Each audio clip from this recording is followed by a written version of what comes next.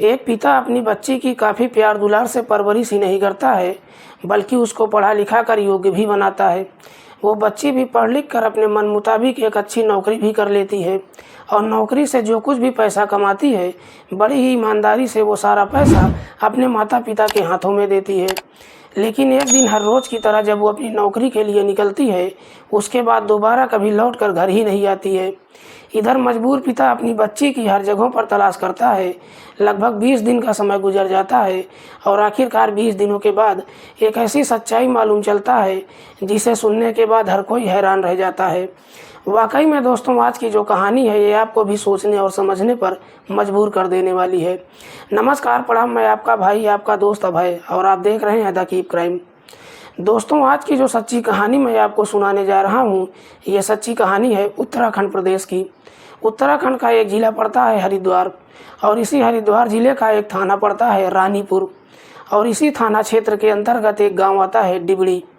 ये बात है 26 जुलाई 2023 की सुबह के लगभग 7 बजे के आसपास की।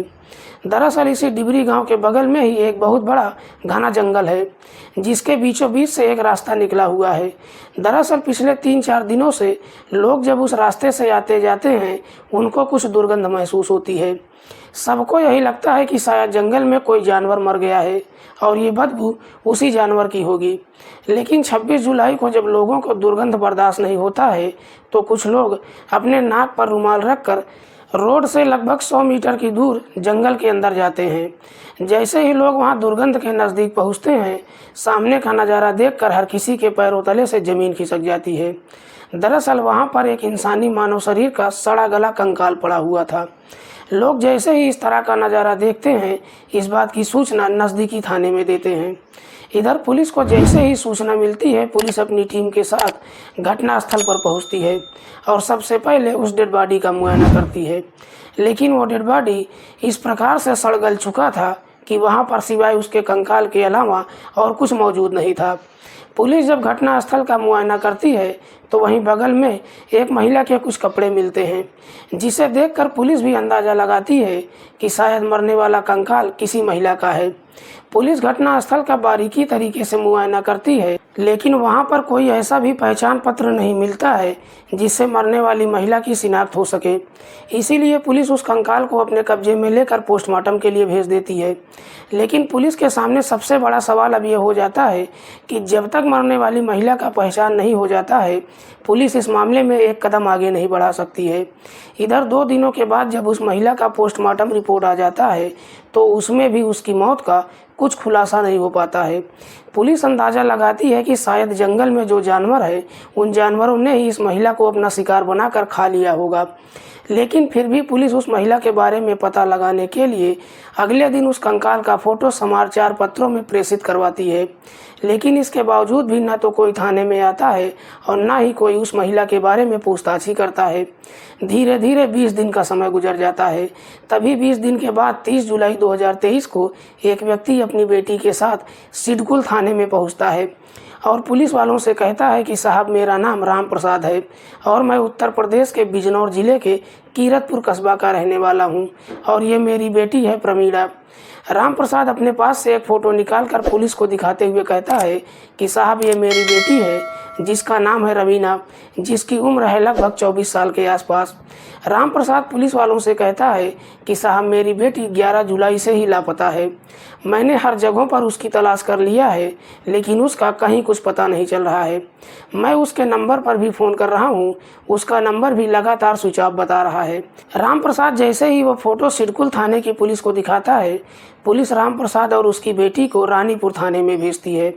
पुलिस राम प्रसाद से कहती है कि रानीपुर थाने में जाइए, वहाँ की पुलिस को एक महिला का कंकाल बरामद हुआ है, वहाँ जाकर पूछताछ कीजिए। राम प्रसाद अपनी बेटी को लेकर रानीपुर थाने में जाता है और जाकर रवीना का फ़ोटो पुलिस वालों को दिखाता है। जब सारी बातें पुलिस वालों को बताता है, पुलिस उस कंकाल के पास से जो कपड़े बरामद हुआ था, उन कपड़ों को राम प्रसाद को दिखाती है। राम प्रसाद और उसकी बेटी जब उन कपड़ों को देखती है, देखकर शिनाख्त कर लेती है और रोते हुए पुलिस वालों से कहते हैं कि साहब, ये कोई और नहीं बल्कि मेरी ही बेटी रवीना है। रवीना की जब शिनाख्त हो जाती है, पुलिस अब राम प्रसाद से पूछती है कि क्या तुमको किसी पर शक है कि तुम्हारी बेटी की हत्या कौन कर सकता है। पर राम प्रसाद पुलिस वालों से कहता है कि साहब, इस बारे में मुझे कुछ नहीं मालूम है, लेकिन मेरी बेटी सिडकुल की एक कंपनी में नौकरी करती थी और उसी कंपनी में काम करने वाला पुनीत धीमान, जो बिजनौर के धामपुर गांव का रहने वाला है। दरअसल मेरी बेटी और पुनीत के बीच पिछले 2 सालों से दोस्ती थी। दोनों शादी भी करना चाहते थे, लेकिन किसी वजह से उनकी शादी नहीं हो पाई। इस मामले में सबसे पहला नाम पुनीत का निकलकर सामने आता है। पुलिस राम प्रसाद की ही तहरीर पर पुनीत के साथ साथ रवीना के भी मोबाइल नंबर का कॉल डिटेल निकालती है। दोनों का जब कॉल डिटेल चेक करती है तो उसमें कहीं न कहीं पुनीत संदिग्ध नजर आता है। इसीलिए पुलिस उसी दिन ही अपनी टीम के साथ धामपुर गांव में जाती है और वहां से पुनीत को अपनी हिरासत में लेकर थाने पहुंच जाती है। पुलिस सबसे पहले पुनीत से रवीना की हत्या के बारे में पूछताछ करती है। इस पर पुनीत पुलिस वालों से कहता है कि साहब, जब से मेरी शादी हुई है उसके बाद मैंने रवीना से बातचीत करना बंद कर दिया है। मुझे ये भी नहीं मालूम है कि रवीना की हत्या हो गई है। लेकिन पुनीत जैसे ही इस तरह का जवाब पुलिस वालों को देता है, पुलिस को पूरा भरोसा हो जाता है कि पुनीत सब कुछ झूठ बोल रहा है, क्योंकि पुलिस ने जब दोनों के मोबाइल नंबरों का कॉल डिटेल निकाला था तो उससे साफ मालूम चल चुका था कि कुछ महीने पहले तक पुनीत और रवीना एक दूसरे से बातचीत करते थे। पुलिस पुनीत को धमकी देते हुए कहती है कि तुमको जो कुछ भी मालूम है हमको सब कुछ सच बता दो, वरना याद रखना कि थाने में मुर्दे भी बोलने लगते हैं। पुलिस जैसे ही इस तरह की धमकी पुनीत को देती है, पुनीत काफ़ी डर जाता है और आखिरकार अपनी सच्चाई कबूल कर लेता है। लेकिन पुनीत जब इस हत्या की पूरी कहानी बताता है तो वाकई में इसे सुनने के बाद हर कोई हैरान रह जाता है। दरअसल इस कहानी की शुरुआत होती है इस घटना से लगभग 4 साल पहले, जब पुनीत और रवीना सिडकुल की ही एक कंपनी में नौकरी करते हैं, जहां पर पुनीत सुपरवाइजर होता है। नौकरी करने के दौरान ही पुनीत और रवीना के बीच में पहले दोस्ती होती है और फिर दोनों के बीच में प्रेम प्रसंग शुरू हो जाता है। दोनों के बीच में जैसे ही प्रेम प्रसंग शुरू हो जाता है, दोनों एक दूसरे के इतने करीब आ जाते हैं कि आखिरकार शादी करने का फैसला भी कर लेते हैं। पुनीत के साथ साथ रवीना भी अब इस शादी के बारे में अपने घर परिवार वालों से बातचीत करती है, लेकिन पुनीत के घर परिवार वाले इस शादी की मंजूरी नहीं देते हैं। इसकी वजह भी सिर्फ एक ही होती है, क्योंकि दोनों अलग अलग जाति समुदाय के थे। शादी की मंजूरी जब नहीं मिलती है, उसके बाद पुनीत के घर परिवार वाले साल 2023 के फरवरी महीने में पुनीत की शादी अपनी ही जाति समुदाय की एक लड़की से कर देते हैं। लेकिन ये शादी पुनीत की मर्जी से नहीं होती है। पुनीत जब शादी कर लेता है उसके बाद रवीना के माता पिता भी अपनी बच्ची की कहीं दूसरी जगह सगाई कर देते हैं। लेकिन इधर रवीना की जब सगाई हो जाती है, इस बात की जानकारी जब पुनीत को मालूम चलता है तो वह गुस्से से आग बबूला हो जाता है। दरअसल शादी के बाद भी पुनीत अक्सर रवीना के नंबर पर फ़ोन करता है और उससे बातचीत करने का प्रयास भी करता है। लेकिन इधर जब पुनीत की शादी हो जाती है, उसके बाद रवीना पुनीत से मिलना जुलना और बातचीत करना बिल्कुल बंद कर देती है। लेकिन इसके बावजूद भी पुनीत अक्सर रवीना के नंबर पर फ़ोन करता है और ज़बरदस्ती उससे बातचीत करने की कोशिश भी करता है। रवीना पुनीत से इस प्रकार से परेशान हो जाती है कि उसका फ़ोन उठाना बंद कर देती है, जिसकी वजह से पुनीत चाहकर भी रवीना से बातचीत नहीं कर पाता है। दरअसल पुनीत शादी तो कर चुका था, लेकिन अपनी पत्नी से खुश नहीं था। इसीलिए रवीना से बातचीत करता है और उस पर बार बार दबाव डालता है कि तुम मुझसे शादी कर लो। लेकिन रवीना पुनीत को सिर्फ एक ही जवाब देती है कि तुम्हारी शादी हो गई है और मेरी भी सगाई हो चुकी है। हम दोनों का मिलन अब किसी भी कीमत पर नहीं हो सकता है। लेकिन पुनीत रवीना की बात मानने के लिए तैयार ही नहीं होता है। इधर रवीना जब अपना मोबाइल नंबर बदल देती है, पुनीत इस प्रकार से गुस्से में आ जाता है कि एक दिन उसके कमरे पर पहुंच जाता है और जाकर उससे कहता है कि मैं तुमसे सिर्फ एक बार मिलना चाहता हूं, बस एक बार तुम मुझसे मिल लो, उसके बाद सारे मसलों का हल हो जाएगा और मैं तुमको परेशान करना छोड़ दूंगा।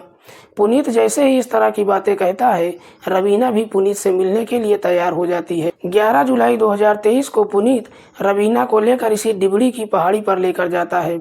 दोनों जब वहां पर एक सुनसान जगह पर पहुंचते हैं, दोनों में बातचीत शुरू हो जाती है। पुनीत उस वक्त भी रवीना को काफ़ी समझाने की कोशिश करता है कि मेरी शादी मेरी मर्जी से नहीं हुई है। भले ही मेरे घर परिवार वालों ने मेरी शादी कर दिया है, लेकिन मैं चाह कर भी तुमको भूल नहीं पा रहा हूँ, इसीलिए तुम मुझसे शादी कर दो। लेकिन रवीना पुनीत की बात मानने के लिए तैयार ही नहीं होती है। इसी बात को लेकर दोनों के बीच में जब झगड़े तकरार शुरू हो जाता है, पुनीत इस प्रकार से गुस्से में आ जाता है कि गुस्से में ही रवीना की गला दबाकर हत्या कर देता है। रवीना जैसे ही इस दुनिया को छोड़कर चली जाती है, उसके बाद पुनीत रवीना की डेड बॉडी को लेकर जंगल में फेंक देता है और उसके मोबाइल को भी स्विच ऑफ करके अपने साथ लेकर चला जाता है। वाकई में पुनीत जब ये पूरी कहानी पुलिस को बताता है, पुलिस राम प्रसाद की तहरीर पर पुनीत को अपनी हिरासत में लेकर अगले दिन उसको जिला अदालत में पेश करती है, जहां से पुनीत के ऊपर गंभीर धाराओं में मुकदमा दर्ज करके उसको जेल भेज दिया जाता है। दोस्तों, आज की कहानी सुनाने का उद्देश्य किसी को परेशान करना नहीं है, किसी की भावनाओं को आहत करना नहीं है। हमारा उद्देश्य समाज में हो रहे अपराध के प्रति आपको जागरूक करना है। जाते जाते मैं आपको बता दूं कि कल मेरे इंस्टाग्राम पर प्रखर ट्रू क्राइम के ऑनर ठाकुर प्रखर सिंह भाई जी ने मुझको फ़ोन किया था और मुझको ये आदेश भी दिया कि यूट्यूब को छोड़ो मत, काम करते रहो।